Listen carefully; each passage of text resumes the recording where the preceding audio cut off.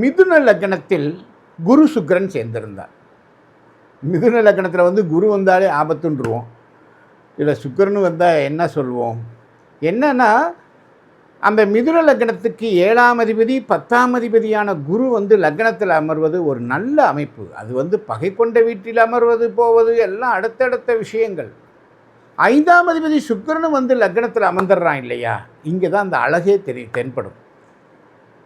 நல்ல நண்பர்கள், நல்ல மனைவியை அடையக்கூடியவர்கள். என்ன சார் குருவும் சுக்கிரனும் சேர்ந்து லக்னத்தில் இருந்தால் மனைவி சரியில்லைன்னு சொல்கிறாங்க, நீங்கள் என்ன இப்படி சொல்கிறீங்க அப்படின்னு சொல்லக்கூடாது.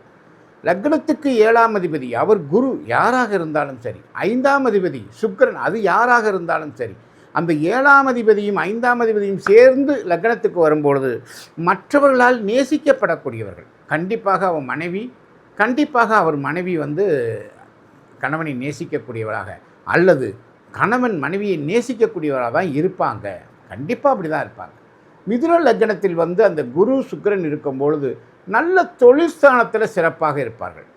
தனக்கு விரும்பிய தொழிலை செய்வார்கள். அதுதான் ரொம்ப முக்கியம். தன்னுடைய விரும்பிய தொழிலை செய்வார்கள். இட்ஸ் எ வெறும் லவ் பர்சன் இன் பிஸ்னஸ் அல்லது தொழிலில் இருக்கலாம் அல்லது வேலையில் இருக்கலாம். அந்த வேலையை விரும்பக்கூடியவர்களாக இருப்பார்கள்.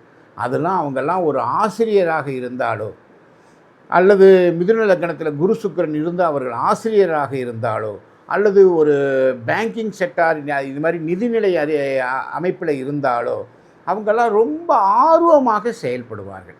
அதுதான் அங்கே ரொம்ப முக்கியம். இந்த மிதுன லக்னத்தில் குரு சுக்கிரன் இருந்தால் அவர்கள் சிறந்த தொழிலதிபர்களாக வருவதற்கு வாய்ப்பு உண்டு. நல்ல வேலையிலும் அமர்வார்கள். நல்ல கணவன் மனைவி உறவுகளுக்கும் நல்லவர்கள் தான்.